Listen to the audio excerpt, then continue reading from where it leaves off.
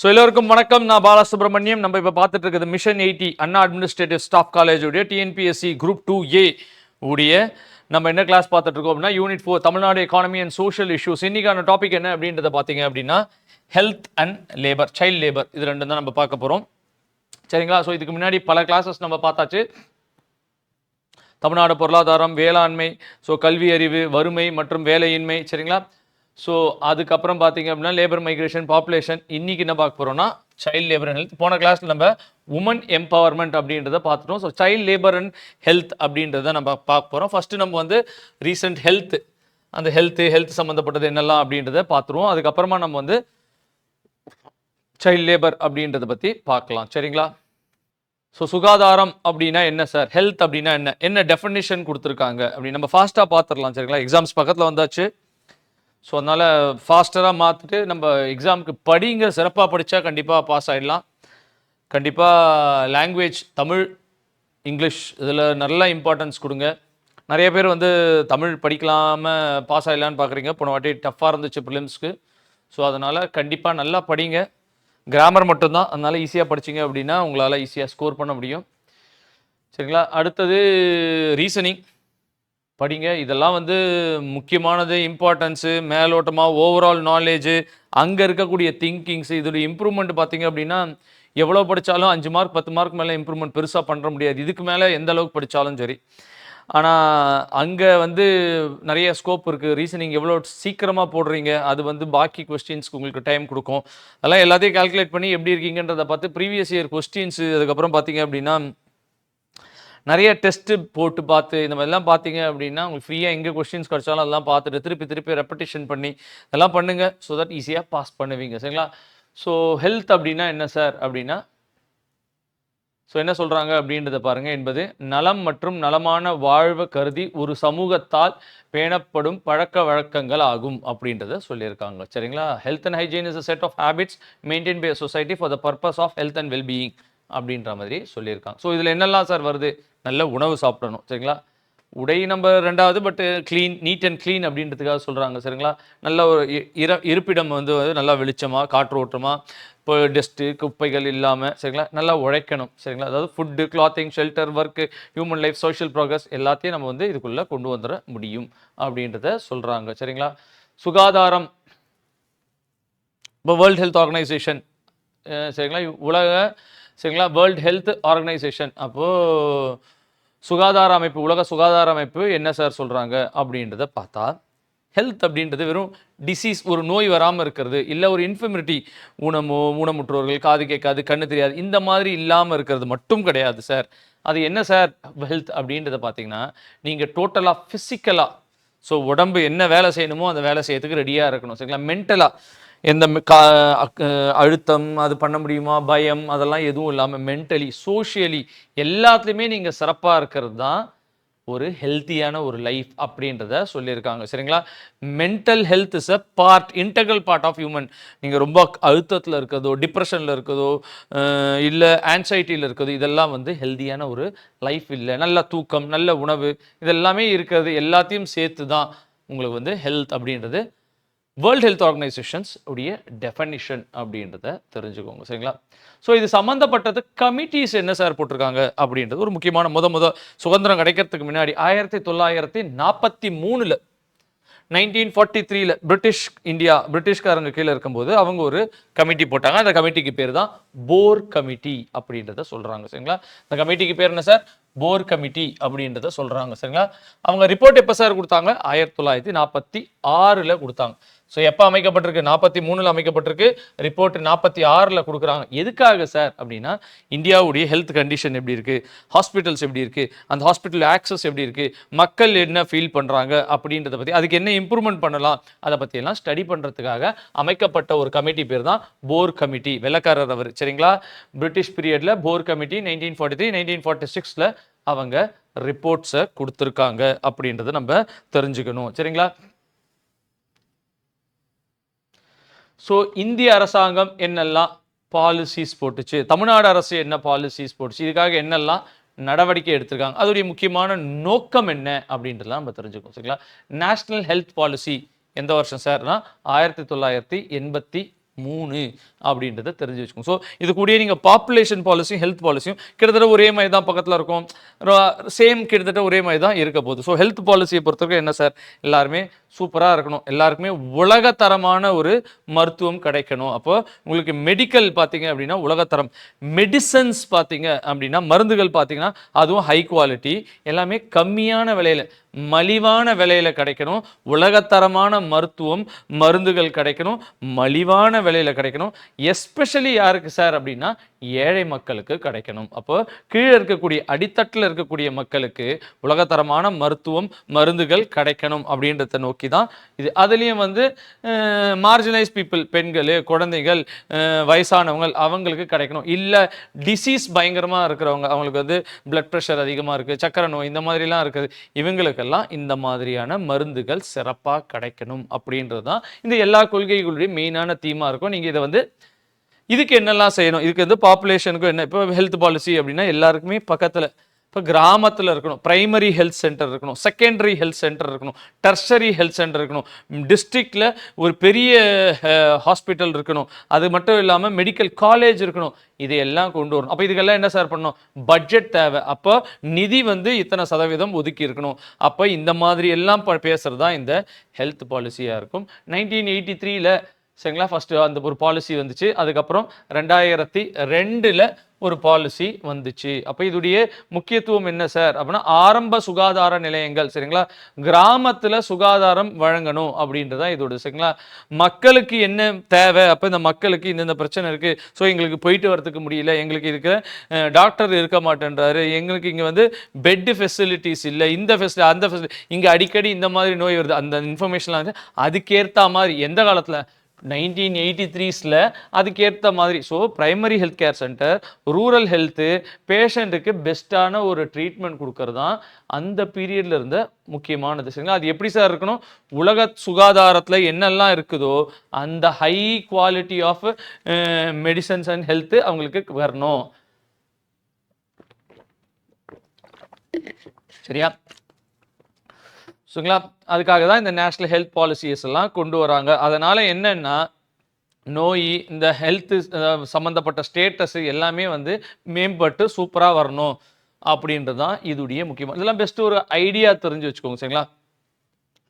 சரிங்களா, இப்போ மருந்தெல்லாம் வந்து ஹை குவாலிட்டி, அடல்ட்ரேஷன், உணவெல்லாம் வந்து கலப்படம் இல்லாத ஒரு உணவாக இருக்கணும், உணவு வந்து கலப்படம் இல்லாமல். ஸோ இது மட்டும் இல்லை சார், குடிநீர் பார்த்தீங்க அப்படின்னா சிறப்பாக இருக்கணும். ஸோ வாட்டர், ட்ரிங்கிங் வாட்டர் இருக்கணும், அந்த வாட்டர் வேஸ்ட் வாட்டருடைய சானிடேஷன் சிறப்பாக இருக்கணும், சுற்றுச்சூழல்கள்லாம் சிறப்பாக பார்த்துருக்கணும், இதுக்கு ஏற்ற எஜுகேஷன், படிப்பறிவு, கல்வி அறிவுலாம் ஹெல்த்துக்கு ஏற்றது, மெடிசனல் ஹாஸ்பிட்டல்ஸ் அதெல்லாம் இதுக்கு ஏற்ற இன்ஃபர்மேஷன். இப்போ இந்த மாதிரி டிசீஸ் இங்கே வருது சார், இந்த ஏரியாவில் டெங்கு வந்திருக்கு, இந்த ஏரியாவில் ஃப்ளூ டிசீஸ் வந்திருக்கு, இப்போ இந்த பேர்ட் ஃப்ளூ வருது, ஸ்வைன் ஃப்ளூ வருது, இந்த இன்ஃபர்மேஷன்ஸ் அவேர் பண்ணுறதுக்கான இது இவங்களுக்கு காப்பீடுகள் சரிங்களா, ஹெல்த் இன்சூரன்ஸை பற்றி அவேர்னஸ், அதை பற்றி எல்லாம் எல்லாருக்கும் கொண்டு போய் சேர்க்கணும்.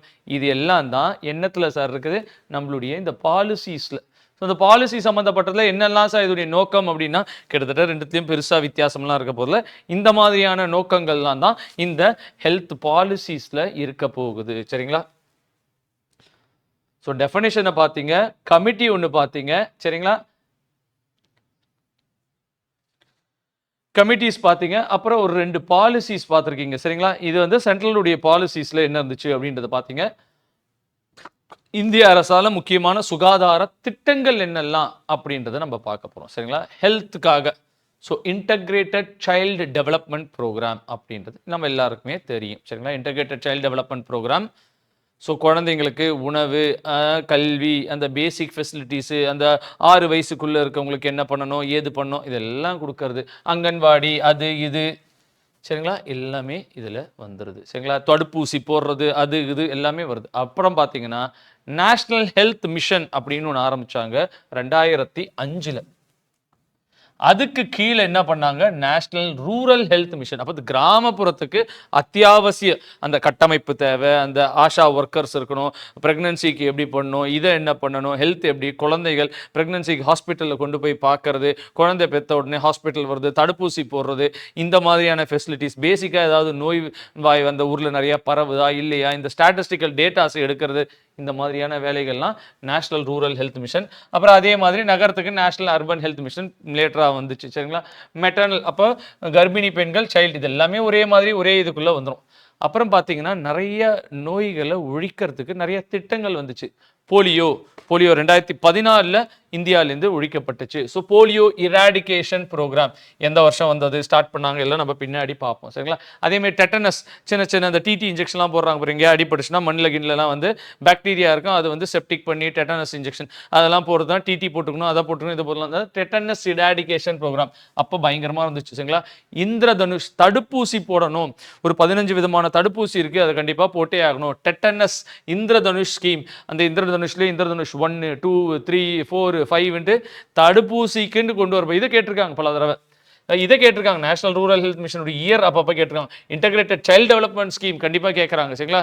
நேஷனல் அர்பன் ஹெல்த் மிஷன் கண்டிப்பாக கேட்குறாங்க. இந்த மாதிரி நிறைய திட்டங்கள்லாம் இருக்குது. அப்படி மெயினான தீம்ஸ் என்ன, எப்போ ஆரம்பிக்கப்படுறது, எதுக்காக? ஜனனி சுரக்ஷா, ஜனனி சிசு சுரக்ஷா.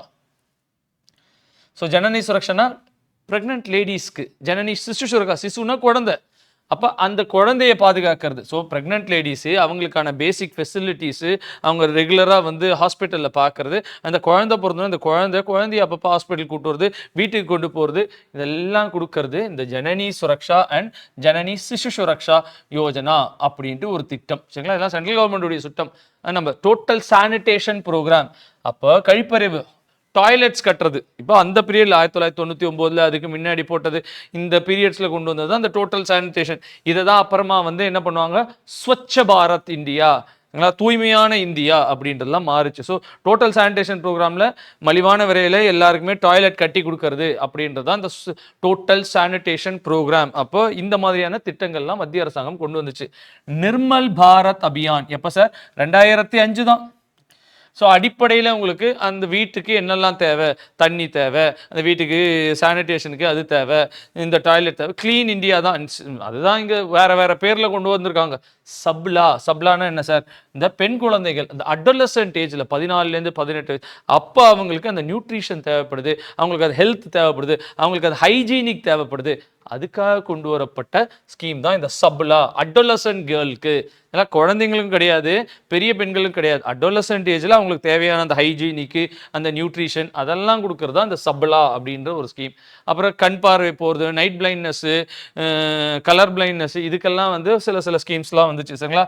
பிரதான் மந்திரி ஸ்வாஸ்திய சுரக்ஷா யோஜனா, ஸ்வச்ச பாரத் மிஷன், ரீசெண்டாக ஆயுஷ், இந்த அலோபதி மெடிசன் மட்டும் இல்லாமல் ஆயுர்வேதி, யுனானி, இந்த மாதிரியான இதுக்கெல்லாம் வந்து ஹோமியோபதி, சித்தா, சரிங்களா, இந்த மாதிரிக்கெல்லாம் வந்து யோகா, இதுக்கெல்லாம் வந்து கொண்டு வரப்பட்ட ஒரு மினிஸ்ட்ரி தான் ஆயுஷ் அப்படின்னு. இது சம்மந்தப்பட்டதில் அப்பப்போ கொஸ்டின்ஸ் எல்லாம் வருது. சரிங்களா? அதெல்லாம் என்னென்ன, எப்படி, அதுக்கு என்ன பண்ணணும் அப்படின்லாம் நம்ம ஒன்று ஒன்றா பார்ப்போம். சரிங்களா? ஸோ அந்த இதுதான். சரிங்களா? ஸோ இதே மாதிரி தமிழ்நாடு அரசாங்கமால் கொண்டு வரப்பட்ட ஒரு சிலதெல்லாம் என்ன அப்படின்றத பார்க்க போகிறோம். தமிழ்நாடு ஹெல்த் பிளான், சரிங்களா, தமிழ்நாடு சுகாதார திட்டம் 2005 கொண்டு வரப்பட்டது. சரிங்களா? இது கீழே பல விதமான திட்டங்கள் வந்துச்சு. சரிங்களா? தமிழ்நாடு ஹெல்த் பிளான், சரிங்களா, அந்த 108 ஆம்புலன்ஸ் அது இதெல்லாம் இது கீழே தான் வருது. சரிங்களா? என்ன சார் அப்படின்னா, தமிழ்நாடுல இருக்கக்கூடிய மக்கள், எஸ்பெஷலி ஏழை மக்களுக்கு நோய் வராமல் தடுக்கிறது, அப்படியே வந்துருச்சுன்னா அதை ஆரம்ப கட்டத்திலேயே டயக்னோசிஸ் பண்ணி அதுக்கான நடவடிக்கை, ட்ரீட்மெண்ட் என்ன கொடுக்கணுமோ அதையெல்லாம் கொடுக்கறதா இந்த தமிழ்நாடு ஹெல்த் பிளான் அப்படின்றது. ஸோ இதில் என்னெல்லாம் சார் இருக்குது அப்படின்னா, உயர் ரத்த அழுத்தம், ஹைப்பர் டென்ஷன், பிளட் ப்ரெஷர் அதிகமாக இருக்குது, டயபிட்டிஸ், சர்க்கரை நோய் அதிகமாக இருக்குது. சரிங்களா? இல்லை செர்விக்கல் கேன்சர் அப்படின்றது சொல்கிறாங்க, கர்ப்பப்பை வாய் புற்றுநோய் மற்றும் பார்த்தீங்கன்னா மார்பக புற்றுநோய், பிரெஸ்ட் கேன்சர், இது எல்லாம் முதல்ல நம்ம வந்து ஆராய்ச்சி பண்ணி அதையெல்லாம் கண்டுபிடிச்சு அதை சரி செய்ய தான் இந்த தமிழ்நாடு சுகாதார திட்டம் 2005. இது மட்டும் இல்லைங்க, இதில் தாண்டி நிறையா 108 ஆம்புலன்ஸ் இது கீழே தான் வருது. சரிங்களா? 108 அவசர கால ஆம்புலன்ஸ் அப்படின்றதுங்களா. அது மட்டும் இல்லாமல் ட்ரைபல் பழங்குடி மக்கள் இருக்கக்கூடிய இடத்துலலாம் ஹாஸ்பிட்டல் ஃபெசிலிட்டிஸ் இல்லை. அப்போ அங்கே என்ன பண்ணுறாங்க, வண்டியில் போய், ஸோ மொபைல் ஹாஸ்பிட்டல்ன்ற மாதிரி அங்கே வண்டியில் போய் அங்கங்கே ஒரு ட்ரைபல் குரூப்பில் அப்பப்போ போய் செக்அப் பண்ணி அவங்களுக்கு ஹெல்த் சிஸ்டம் பார்க்குறது, இதெல்லாம் 2005 வந்த ஹெல்த் சிஸ்டம், தமிழ்நாடு ஹெல்த் சிஸ்டமில் வந்தது. சரிங்களா? மெடிக்கல் வேஸ்ட்டை எப்படி பண்ணுறது, கவர்மெண்ட் காலேஜஸை எப்படி இது பண்ணுறது, சரிங்களா, பல விதமான எஸ்டாப்ளிஷ்மெண்ட்டை பண்ணது தான் 2005 தமிழ்நாடு ஹெல்த் சிஸ்டம். சரிங்களா? அதுக்கப்புறம் சென்ட்ரல் கவர்மெண்ட்டோட, சரிங்களா, நியூ ஹெல்த் பாலிசி 2017 ஒன்று கொண்டு வந்தாங்க. சரிங்களா, டிராஃப்டில் கொண்டு வந்து அதை கொண்டு வந்தாங்க அந்த பாலிசி. அதில் தான் என்ன சொன்னாங்க அப்படின்னா, அதில் என்ன சொல்லியிருந்தாங்க அப்படின்றத பார்த்தீங்கன்னா, நம்மளுடைய நாட்டுடைய ஜிடிபியிலேருந்து 2.5% ஹெல்த்துக்காக ஒதுக்கணும் அப்படின்றத சொல்கிறாங்க. ஸோ நம்மளுடைய மொத்த உள்நாட்டு உற்பத்தியில் 2.5% ஜிடிபியிலேருந்து 2.5% யாருக்கு சார் இருக்கணும்னா சுகாதாரத்துக்காக கொண்டு வரணும். சார் 2017 இருக்கக்கூடிய கொள்கையிலேருந்து வந்தாங்க. அதுக்கப்புறம் என்ன சார் அப்படின்றத பார்த்தீங்க அப்படின்னா, ஸோ பெட் ஃபெசிலிட்டிஸ் 1000 பேருக்கு ஒரு பெட்டு அப்படின்ற ஒரு ஃபெசிலிட்டிஸை எங்கே கொண்டு வரணும் அப்படின்னா இந்த 2017 இருக்கக்கூடிய இந்த ஃபெசிலிட்டிஸ் தான் வந்துச்சு. அது மட்டும் இல்லை, தனியாருடன் கூட்டு பப்ளிக் பிரைவேட் பார்ட்னர்ஷிப் அப்படின்றத கொண்டு வந்தாங்க. சரிங்களா, ஹாஸ்பிட்டலுடைய கட்டமைப்புகளை வளர்க்குறது, அப்புறம் பப்ளிக் பிரைவேட் பார்ட்னர்ஷிப், தனியார்கள்லாம் இதில் முதலீடு போட்டு கொண்டு வருது. அப்புறம் பார்த்தீங்கன்னா காப்பீடு திட்டங்கள், இன்சூரன்ஸ் ஸ்கீம்ஸ் எல்லாம் அந்த அளவுக்கு இதில் கொண்டு வருது. ஸோ தேசிய சுகாதார காப்பீடு மிஷன், ஸோ அதெல்லாம் இங்கே தான் வந்து இன்னும் பெட்டராக வருது. அது மட்டும் இல்லாமல் ஜவுன் ஔஷக் அப்படின்றத சொல்கிறாங்க. பிரதான் மந்திரி ஜன் ஔஷக் பரியோஜனா அப்படின்ற ஒரு திட்டம். ஜன் ஔஷக்னா ஜெனரிக் மெடிசன் அப்படின்னு சொல்றாங்க. ஜெனரிக் மெடிசன் அப்படின்றது என்ன அப்படின்றத பாத்தீங்க அப்படின்னா, நீங்க வாங்கக்கூடிய மெடிசன் பிராண்டட் மெடிசன்ஸ்ல போனீங்க அப்படின்னா அதோடைய விலை ரொம்ப கூடையா இருக்குது. ஜெனரிக் மெடிசன் அதே ஃபெசிலிட்டிஸ் எல்லாம் கம்மியான விலை. ஒரு மாத்திரை 10 ரூபாய்க்கு வாங்கினா எப்படி, ஒரு மாத்திரையை 150 ரூபாய்க்கு வாங்கினா எப்படி. அப்போ இந்த ஜெனரிக் மெடிசன்ல அந்த அளவுக்கு குறைவா கொடுக்குறாங்க. சேம் ஃபெசிலிட்டிஸ் தமிழ்நாட்டில் லோக்கல்ல உற்பத்தி பண்ணி பெரிய லெவலில் மார்க்கெட்டிங் இல்லாதவங்க எல்லாம் 10 ரூபாய்க்கு கொடுக்குறாங்க. இவங்க பெரிய லெவலில் மார்க்கெட்டிங் ரிசர்ச் அது இதெல்லாம் பண்ணி ஒரு மாத்திரையுடைய விலை 150 ரூபா. அப்போ ஏழை மக்களுக்கு அதே வீரியம் உள்ள ஒரு மாத்திரை, ஆனால் அது வந்து சிறப்பாக இருக்குது, கம்மி விலையில் மலிவான விலையில் இருக்குது. 150 ரூபா கொடுத்துவாங்கல்ல 10 ரூபாய்க்கு. அப்போ ஜெனரிக் மெடிசனு ஜன் ஔஷதி, அப்போ மெடிக்கல் ஷாப்பை வச்சு அரசு, தமிழ்நாடு அரசும் அதே பண்ணுது, மத்திய அரசும் அதை பண்ணுது. அப்போ கம்மி விலையில் கொடுக்குறாங்க மருந்துகளை. இது ஒரு திட்டம். சரிங்களா, ஸோ இந்த மாதிரி நிறைய ஹெல்த்துக்கானது இருக்குது. அப்போ இந்த ஹெல்த்தில் பார்த்தீங்க அப்படின்னா இன்னொன்று என்ன சொல்கிறாங்க அப்படின்னா, ஒரு சில இராடிகேஷன் ப்ரோக்ராம் அப்படின்றத சொல்கிறாங்க. காசு நோய் 2025 போகணும், பிளைண்ட்னஸ்ஸு அப்போ அதை எப்போக்குள்ளே போக்கணும், மலேரியா அதை எப்போக்குள்ளே போக்கணும். சரிங்களா, இதுமாதிரி ஒன்றுத்துக்கு ஒன்று லெப்ரஸியை எப்போக்குள்ளே கொண்டு போகணும், ஓவரால் ஹெல்த்தை எப்போக்குள்ளே, இந்த மாதிரி நிறைய டேட்டாஸ்லாம் இருக்குது. இந்த மாதிரி டேட்டாஸையும் அப்பப்போ. ஸோ முதல்ல நம்ம என்ன பார்க்குறோம் அப்படின்னா, so revised national disease programme அப்படின்னு ஒன்று 1998 கொண்டு வராங்க. சரிங்க, திருத்தப்பட்ட தேசிய நோய் திட்டம் அப்படின்றது ஒன்று 1998 கொண்டு வராங்க. அப்புறம் பார்த்தீங்கன்னா தேசிய தொழுநோய் ஒழிப்பு திட்டம் லெப்ரசி இராடிகேஷன் 1955 எப்போ ஆரம்பிச்சாங்க அப்படின்றது இதில் நம்ம கொடுத்துருக்கோம். சரிங்களா, ஸோ அப்புறம் பார்த்தீங்கன்னா national vector borne disease control programme, இந்த கொசுலேருந்து வரக்கூடிய நோயெல்லாம் பார்த்தீங்கன்னா மலேரியா, டெங்கு இதெல்லாம் கண்ட்ரோல் பண்ணுறதுக்கு 2003 2004 சரிங்களா, தேசிய திசையன் மூலம் பரவும் நோய்களை கட்டுப்படுத்தும் திட்டம் 2003 2004 சரிங்களா, தேசிய எய்ட்ஸ் கட்டுப்பாடு திட்டம் சரிங்களா, நேஷனல் எய்ட்ஸ் கண்ட்ரோல் ப்ரோக்ராம். அப்புறம் தேசிய மலேரியா ஒழிப்பு திட்டம் அப்போ 1959 நேஷனல் மலேரியா இராடிகேஷன் ப்ரோக்ராம் சரிங்களா, நேஷனல் எலிஃபேண்டியாசிஸ் எராடிகேஷன் ப்ரோக்ராம் 1997. அப்போ அது என்ன சார்னா தேசிய யானைக்கால் வியாதி ஒழிப்பு திட்டம் 1990. இது மாதிரி நிறைய டிசீஸ் இருக்குது. எப்போ இந்த டிசீஸஸை ஆரம்பித்தாங்க, இந்த ஒரு டிசீஸ்க்கு ஒரு இலக்கு வச்சுருப்பாங்க. ஸோ இதுக்குள்ளே நம்ம இதை இராடிகேட் பண்ணிடணும், இதுக்குள்ளே நம்ம வந்து இதை இராடிகேட் பண்ணணும். அதையும் இப்போ சிலதெல்லாம் இராடிகேட் பண்ணியிருப்பாங்க. போலியோ அப்படின்னா 2014 இராடிகேட் பண்ணிட்டோம் அப்படின்றது. இப்போ காசு நோய் டிபி டியூபர்குலோசிஸ் அப்படின்னா அது 2025 நம்ம இராடிகேட் பண்ணிடுவோம். 2027 எதை நம்ம இராடிகேட் பண்ண போறோம். சரிங்களா, பிளைண்ட்னஸை எப்போ சார் இராடிகேட், இந்த மாதிரி எல்லாம் நிறைய கொஸ்டின்ஸ் இருக்கும். அதெல்லாம் நீங்க எல்லாம் வருது நமக்கு, அதெல்லாம் நீங்க கண்டிப்பா படிச்சு வைங்க. ரொம்ப இம்பார்ட்டன்ட் இல்லை அப்படின்னாலும், ஏன்னா தமிழ்நாடு கவர்மெண்ட் இதெல்லாம் டார்கெட் வச்சிருக்கு அப்படின்றத நம்ம தெரிஞ்சுக்கணும். சரிங்களா, இதெல்லாம் பார்க்கறது முன்னாடி தமிழ்நாடு கவர்மெண்ட் என்னென்ன சட்டங்கள் இதில் வச்சிருக்காங்க அப்படின்னும் போது, தமிழ்நாடு பப்ளிக் ஹெல்த் ஆக்ட் 1939 சரிங்களா, தமிழ்நாடு பொது சுகாதாரம் சட்டம் அப்படின்னு ஒன்று இருக்குது. சரிங்களா, 1939 ரொம்ப ரொம்ப இம்பார்ட்டண்ட்டான. அப்பப்போ இது கேட்குறாங்க. சார் நமக்கு COVID-19 அப்படின்னும் போது COVID-19 தமிழ்நாடு கவர்மெண்ட் எதுக்கு கீழே சார், எந்த சட்டத்துக்கு கீழே எல்லாத்தையும் நடவடிக்கை எடுத்தாங்கன்னா தமிழ்நாடு பொது சுகாதார சட்டம், தமிழ்நாடு பப்ளிக் ஹெல்த் ஆக்ட் 1939 கீழே தான். ஸோ இது எப்படி சார், ஆனால் இது ஹெல்த் அப்படின்றது ஸ்டேட் லிஸ்ட்டில் இருக்குது. சரிங்களா, மாநில பட்டியலில் இருக்குது. ஆனால் மத்திய அரசாங்கம் எப்படி சார், எதன் அடிப்படையில் அவங்க கண்ட்ரோலில் இது கொண்டு வந்தாங்க அப்படின்னா டிசாஸ்டர் மேனேஜ்மெண்ட் ஆக்ட் 2005 சரிங்களா, பேரிடர் மேலாண்மை சட்டம் 2005. இப்போது கோவிட் என்ன ஆயிடுச்சு, இந்தியாவில் உலகம் முழுக்க பிரச்சனை ஆயிடுச்சு, இந்தியாலையும் பெரிய லெவலில் பிரச்சனை. அப்போ மொத்தத்தையும் எப்படி சார் இவங்க கண்ட்ரோலில் கொண்டு வந்தாங்க, நேஷனல் டிசாஸ்டர் மேனேஜ்மெண்ட் ஆக்ட். இது இந்தியா முழுக்க பெரிய லெவலில் பிரச்சனையாக உருவாச்சு. ஆனால் தமிழ்நாட்டில் எதுக்குள்ள வருது, தமிழ்நாடு பப்ளிக் ஹெல்த் ஆக்ட் 1910. இந்த வருஷத்தை ஞாபகம் வச்சுக்கோங்க. இது கோவிடுக்காக மத்திய அரசாங்கம் கொண்டு வந்தது சரிங்களா. மத்திய அரசாங்கம் இந்த சட்டத்தின் கீழே. இன்னொன்று என்ன சார் அப்படின்னா எபிடமிக் டிசீஸ் ஆக்ட் 1837 சரிங்களா, தொற்றுநோய் சட்டம். So epidemic disease act 1837. இந்த இயர்ஸ் எல்லாம் ஞாபகம் வச்சுக்கோங்க. ப்ரீவியஸ் இயரில் டிஎன்பிஎஸ்சி இதெல்லாம் கேள்விகள் கேட்டிருக்கு சரிங்களா. அதைத்தான் பிக்கப் பண்ணி என்னென்ன சட்டம் எதுக்காக ஏது என்ன அப்படின்லாம் கொண்டு வரும். இப்போ ரீசெண்டாக நிறைய டொபாக்கோ சரிங்களா, டொபாக்கோனால நிறைய பிரச்சனைகள் வருது அப்படின்றத சொல்கிறான். அதை கட்டுப்படுத்துக்கு இந்த புகையிலைகள்லாம் கட்டுப்படுத்துறதுக்காக 2003 ஒரு சட்டம் போட்டாங்க. அதன்படி 2007 control Tamil Nadu tobacco control program எப்போலேருந்து சார் இருக்கு, 2007லேருந்து இருக்கு சரிங்களா. 2007லேருந்து இருக்குது தமிழ்நாடு டொபாக்கோ கண்ட்ரோல் ப்ரோக்ராம்.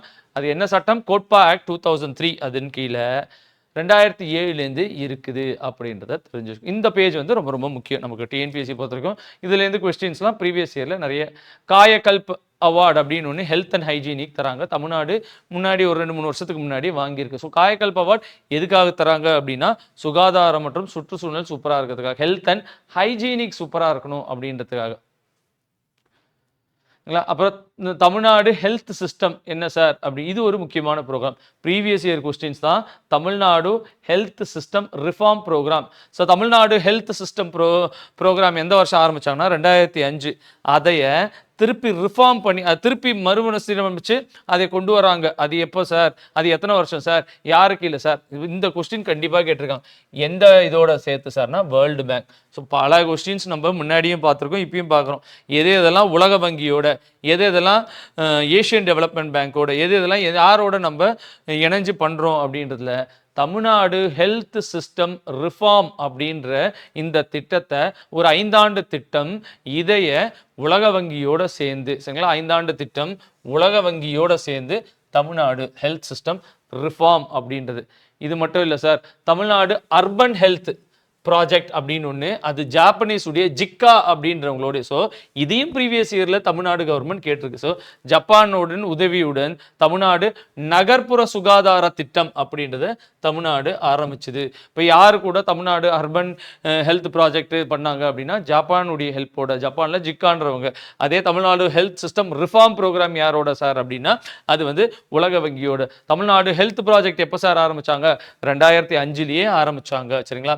இன்னொன்று என்ன கொஸ்டின் சார் அப்படின்னா சரிங்களா, தமிழ்நாட்டில் இருக்கக்கூடிய மெடிசன் ட்ரக்ஸு இது மெயின்டெனன்ஸு வாங்குறது போக்குறது எவ்வளவு இருக்குது, அதுக்கு அப்ரூவல் அதெல்லாம் யார் சார் பண்ணுறாங்க அப்படின்னா Tamil Nadu medical service corporation limited அப்படின்றது தான் பண்ணுறாங்க. தமிழ்நாடு மருத்துவ சேவை கழகம் லிமிடெட் தான் இது எல்லாம், இந்த மருந்து வாங்குறது விற்கிறது இதெல்லாம். இன்னொன்று என்ன கேட்டிருக்காங்க அப்படின்றத பார்த்தீங்கன்னா தனிந்தா அப்படின்றது எதன் சம்மந்தப்பட்டது அப்படின்னா ஹெல்த் ப்ரோக்ராம் சம்மந்தப்பட்டது அப்படின்றத தெரிஞ்சு வச்சுக்கோங்க சரிங்களா. எல்லாமே ப்ரீவியஸ் இயரில் கேட்ட கொஸ்டின்ஸ் தான் இது எல்லாமே. அதுலேருந்து தான் எடுத்து நம்ம வந்து இந்த மாதிரி கொடுத்துருக்கோம். ஸோ இதெல்லாம் பாலிசி நோட்ஸில் இதையெல்லாம் பற்றி டீட்டெயில்டாக கொடுத்துருக்காங்க சரிங்களா. Tamil Nadu directorate of public health and prevention of medicine, இவங்க தான் வந்து ஹெல்த் இன்ஸ்பெக்டரு எல்லாம் கரெக்டாக இருக்கா, இந்த க்ளீனாக மெயின்டைன் பண்ணுறாங்களா, குப்பையை கரெக்டாக வச்சுருக்காங்களா, ஹெல்த்தில் இருக்கக்கூடிய டிபார்ட்மெண்ட்லாம் கரெக்டாக இருக்கா, எல்லாத்தையும் கரெக்டாக டிஸ்போஸ் பண்ணுறாங்களா, அந்த ப்ரொசீஜர் படி பண்ணுறாங்களா இல்லையா, ஸோ ஏதாவது நோய் பரவுதுன்னா என்ன பண்ணணும், எதனால் பரவுது, டெங்கு ஏன் வந்துச்சு, இதெல்லாம் பார்க்கறது யாருன்னா Tamil Nadu directorate of public health and prevention அப்படின்ற ஒரு துறை தான் பண்ணுது அப்படின்றத ஞாபகம் வச்சுக்கோங்க. அடுத்தது என்ன சார் அப்படின்னா ஸோ இது 108 யாருக்கு சார்னா ஆம்புலன்ஸ், 189 உமன் ஹெல்ப்லைன், 102 அப்போ கொண்டு போய் யாரையோ ஒருத்தவங்களை ட்ராப் பண்ணுறது, குழந்தை பிறந்துச்சுன்னா ட்ராப் பண்ணுறது, இவங்களை ட்ராப் பண்ணி இதெல்லாம் 102 சர்வீஸ் சரிங்களா. 104 என்னன்னா ஹெல்த் உடைய ஹெல்ப்லைன் சரிங்களா. அதே மாதிரி பார்த்தீங்கன்னா இறந்து போயிட்டாங்க வச்சுக்கோங்க, அவங்கள கொண்டு போய் சேர்க்கறதுக்கு என்ன நம்பர் சார், 155377 இந்த மாதிரிலாம் பல விதமான நம்பர்களை வச்சுலாம் அப்பப்போ கேள்விகள் கேட்டுக்கிட்டே இருக்கிறாங்க. இப்போ அதுக்கெல்லாம் ஸோ ஃபயர் இன்ஜினுக்கு என்ன சார் சர்வீஸு, இதுக்கு என்ன சார் சர்வீஸு, அதுக்கு என்ன சார், இப்போலாம் ஸ்கூல் புக் பின்னாடியே பார்த்தீங்கன்னா கூட இந்த மாதிரி நிறைய நம்பர்ஸ் எல்லாம் போட ஆரம்பிச்சிட்டாங்க. பாலிசி நோட்ஸ்லையும் இதெல்லாம் நிறைய கொடுத்துக்கிட்டே இருக்கிறாங்க. இதெல்லாம் நீங்கள் கண்டிப்பாக தெரிஞ்சு வச்சுக்கோங்க சரிங்களா. அடுத்தது என்ன சார் அப்படின்னா, Tamil Nadu chief ministers comprehensive health insurance scheme. அதாவது முதல்ல கலைஞர் காப்பீட்டு திட்டம் இருந்துச்சு. அது வந்து 2011-12 வாக்கில் பார்த்தீங்க அப்படின்னா நம்மளுடைய ஜெயலலிதா அம்மையார் இருக்கும்போது Tamil Nadu chief ministers comprehensive health insurance scheme அப்படின்றது மாற்றிட்டாங்க. இதே தான் வந்து நம்ம வந்து சென்ட்ரல் கவர்மெண்ட்டும் லேட்டராக வந்து இந்த ஸ்கீமை இம்ப்ளிமெண்ட் பண்ணுறாங்க. இப்போ சென்ட்ரல் கவர்மெண்ட்டில் பெரிய லெவலில் இருக்குது. ரீசெண்டாக பார்த்தீங்கன்னா 70 வயசுக்கு மேலே இருக்கக்கூடிய எல்லாருக்குமே, நீ பணக்காரனாக இருக்கலாம், ஏழையாக இருக்கலாம், வறுமை கீழே இருக்கலாம், வறுமைக்கு இல்லாமல் நடுத்தரவாக இருக்கலாம், அரசு துறையில் வேலை பார்க்கலாம், யாராக இருந்தாலும் சரி 70 வயசுக்கு மேலே ஆயிடுச்சா உங்களுக்கு எல்லாம் இலவச இது உண்டு அப்படின்ற மாதிரி கொண்டு வந்துட்டாங்க சென்ட்ரல் கவர்மெண்ட். ஸோ 70 இயர்ஸ்க்கு மேலே இருக்கிறவங்களாம் நீங்கள் அந்த கார்டு போட்டிங்கன்னா ஹாஸ்பிட்டல், இந்த குறிப்பிட்ட ஹாஸ்பிட்டலாம் போட்டிங்கன்னா 5 லட்சம் வரைக்கும் வருஷம் இலவசமாக மருத்துவம் நீங்கள் பார்த்துக்கலாம். எல்லாமே இது central government scheme. State government Kalaignar காப்பீட்டு திட்டம் அது Tamil Nadu chief ministers comprehensive health insurance ஸ்கீமாக மாறிச்சு. எப்போ சார், ஜனவரி 11, 2012. அதைத்தான் வந்து சென்ட்ரல் கவர்மெண்ட்டு ஒரு ஸ்கீமாக மாற்றினாங்க சரிங்களா. அந்த ஸ்கீம் பேர் தெரியுன்னா கீழே போனுங்க. அது ரீசெண்டாக என்ன பண்ணிட்டாங்க, 70 வயசுக்கு மேலே இருக்கிற எல்லாருக்குமே இலவச மருத்துவம், ஆப்ரேஷன்லேருந்து 5 லட்ச ரூபாய் வருஷத்துக்கு உங்களுக்கு இலவசமாக மருத்துவம் இருக்குது அப்படின்றத சொல்கிறாங்க சரிங்களா. இதுதான் முக்கியமான ஹெல்த்துடைய சம்மந்தப்பட்ட ஒரு சில தமிழ்நாட்டில் ரீசெண்டாக கேட்கக்கூடிய. இதை தாண்டி நீங்கள் ஹெல்த்தில் என்னெல்லாம் இருக்குது அப்படின்றத பார்த்தீங்க அப்படின்னா உங்களுக்கு பல விஷயங்கள் இருக்குது. என்னெல்லாம் இருக்குன்னா, நம்ம ஊரில் எப்படி சார் ஹெல்த்துடைய கட்டமைப்பு இருக்குது அப்படின்னா 3 வகையான கட்டமைப்பு இருக்குது. ஸோ ஒரு கிராமத்துலேயும் குறைஞ்சபட்சம் பிரைமரி ஹெல்த் கேர் இருக்கணும். அதே ஒரு தாலுக் லெவலில் போயிடுச்சு அப்படின்னா செகண்டரி ஹெல்த் கேர் இருக்கணும். டிஸ்ட்ரிக்ட் லெவலில் பார்த்தீங்கன்னா டெர்ஷரி ஹெல்த் கேர் இல்லை மல்டி ஸ்பெஷாலிட்டிஸ் ஹாஸ்பிட்டல்ஸ் இருக்கணும். சென்னையில் பார்த்தீங்க அப்படின்னா மல்டி ஸ்பெஷாலிட்டி ஹாஸ்பிட்டல் பல விஷயங்கள் இருக்குது. இப்போ சென்னை பக்கத்தில் பார்த்தீங்கன்னா ராஜீவ்காந்தி ஹாஸ்பிட்டல்ஸ் இருக்குது, உமன்தார் ஹாஸ்பிட்டல் இருக்குது, பல விஷயங்கள் இருக்குது. அப்புறம் எய்ம்ஸ் ஹாஸ்பிட்டல், இந்த மாதிரி பல புதுசாக ஏதாவது ஒரு திட்டங்கள் வந்துச்சு அப்படின்னா அதெல்லாம் பற்றியெல்லாம் கேள்விகளாக கேட்கறதுக்கு உங்களுக்கு வாய்ப்புகள் இருக்குது சரிங்களா. ஸோ அதெல்லாம் நீங்கள் தெளிவாக படித்து வச்சுக்கோங்க சரிங்களா. ஸோ ஹெல்த்துக்கு முக்கியமானது நம்ம என்ன அப்படின்றத பார்ப்போம். அடுத்தது பார்த்தீங்கன்னா நம்ம ஹெல்த்தில் சில ஸ்கீம்ஸ் எல்லாம் இருக்குது ஸ்டேட் கவர்மெண்ட், அதை பார்ப்போம். அதுக்கு முன்னாடி நம்ம வந்து சைல்டு லேபர் அப்படின்றத பார்ப்போம் சரிங்களா. குழந்தைகள் தொழிலாளர்கள் அப்படின்றத பற்றி பார்ப்போம். ஸோ அதுக்கு முன்னாடி சைல்டுனா யார் சரிங்களா, அதோடைய டெஃபனிஷன் என்ன, அதே தான் சரிங்களா. ஸோ யார் சார் சைல்டு லேபர் அப்படின்றத பார்த்தீங்க அப்படின்னா 18 வயசு கம்மியாக இருக்கிறவங்கெல்லாம் சைல்டு தான். அதில் இன்னொன்று என்ன அப்படின்றத பார்த்தீங்கன்னா 14 வயசுக்கு கம்மியாக இருக்கிறவங்கலாம் கண்டிப்பாக வந்து ஹசார்டஸ் கம்பெனிலாம் வேலை பார்க்கக்கூடாது அப்படின்றது முன்னாடி இருந்துச்சு. இப்போ என்ன பண்ணிட்டாங்க, 18 வயசு கம்மியாக இருக்கிறவங்களே வேலையை பார்க்கக்கூடாது, அது இதுன்னு நிறையா இருக்குது சரிங்களா. அந்த மாதிரிலாம் உங்களுக்கு இருக்குது. ஸோ சைல்டு லேபர் அப்படின்றது ஒரு குழந்தை, அந்த குழந்தையுடைய வாழ்க்கையை எடுக்கக்கூடிய எந்த ஒரு செயல்கள் பண்ணாலும் அந்த சைல்டுஹுட் என்ஜாய் பண்ணாமல் சரிங்களா பண்ணுறது எல்லாமே சைல்டு லேபர் அப்படின்ட்டு இன்டர்நேஷ்னல் லேபர் ஆர்கனைசேஷன் ILO அப்படின்னு சொல்கிறாங்க. அவங்களுடைய டெஃபனிஷன் படி இவங்கெல்லாம் வந்து சைல்டு லேபர் அப்படின்றத சொல்கிறாங்க சரிங்களா. இது ஏன் சார் நம்ம படிக்கிறோம் அப்படின்னா, இந்தியாவில் உலகத்தில் பார்த்தீங்கன்னா one of the highest child labour எந்த நாட்டில் இருக்குன்னா இந்தியாவில் தான் இருக்குது அப்படின்றத சொல்கிறாங்க. அதனால் நம்ம அதை வந்து கொஞ்சம் டீட்டெயிலாக பார்க்குறோம் சரிங்களா.